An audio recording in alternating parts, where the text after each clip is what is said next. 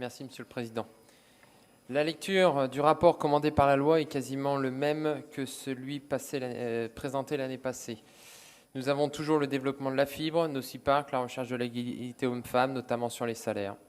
Je remarque que vous n'avez pas trop mis en avant vos résultats sur la rénovation BBC. 47 logements contre 46 l'an passé, alors que l'objectif en 2050, c'est 100%, c'est quelques millions, donc on y est, c'est bien.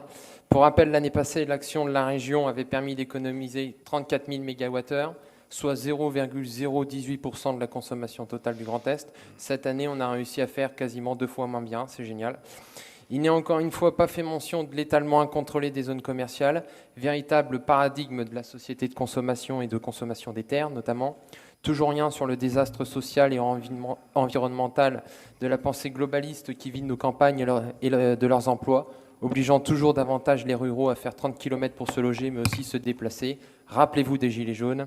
Rien sur un nécessaire changement de modèle économique que nous appelons de nos voeux via le localisme. Il est plus que temps de produire, consommer et recycler sur place sur des distances toujours plus courtes, ce qui suppose évidemment l'installation d'écluses douanières que vous balayez de la main.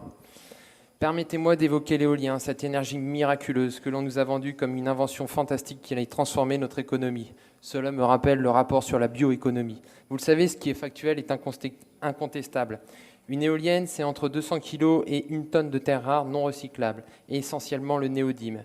Terres rares excavées des entrailles de la Terre dans des mines en Chine extrêmement polluantes. L'exploitation est rendue possible par le déversement massif d'acide sulfurique et produit une masse gigantesque de déchets tellement toxiques qu'ils conduisent à des leucémies importantes en Chine. Pas grave, nous dira-t-on, ce n'est pas chez nous, lavons-nous les mains. Dans son livre « Éolienne, la face noire de la transition écologique », Fabien Boulay fait référence à une étude qui démontre qu'une mine en Chine émet 2 fois plus de déchets radioactifs que Tchernobyl.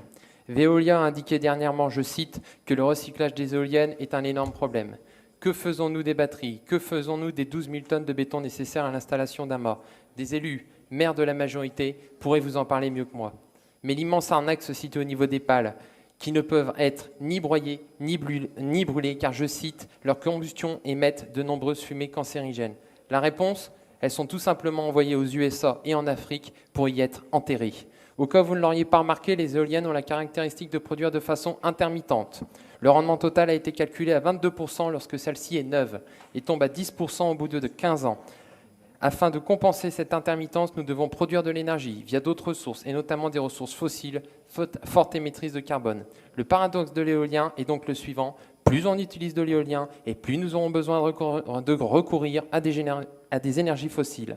L'Allemagne, ce pays que l'on nous vend régulièrement comme un modèle de développement durable, alors qu'elle fait très largement moins bien que la France en émissions de carbone, a dépensé quelques 500 milliards d'euros pour sa politique de développement de l'éolien et du solaire. La Cour fédérale elle-même a reconnu et a annoncé que... La Cour fédérale elle-même annonce maintenant que la baisse d'émissions de gaz à effet de serre escomptée n'a pas eu lieu. Pire, elle a augmenté. Au semestre 2019, en Allemagne, le nombre d'installations a chuté de 82% par rapport à l'année passée. Cette industrie n'étant pas viable économiquement qu'à coût de subventions, vient de détruire 2000 emplois chez Siemens et 600 autres chez Vestas. Pour rappel, le prix du mégawattheure d'une production classique est de 40 €. Pour l'éolien terrestre, il monte à 83. Il est multiplié par 4 pour l'éolien en mer. Si on se fie aux travaux que la France souhaite engager sur les 20 prochaines années, ce sont environ 100 milliards d'euros de subventions qui auront été déversés dans le business très juteux de l'éolien aux grandes dames du contribuable français. Enfin, rappelez-vous du rapport présenté par les services de la région que nous saluons par leur travail toujours réalisé sans prise de parti.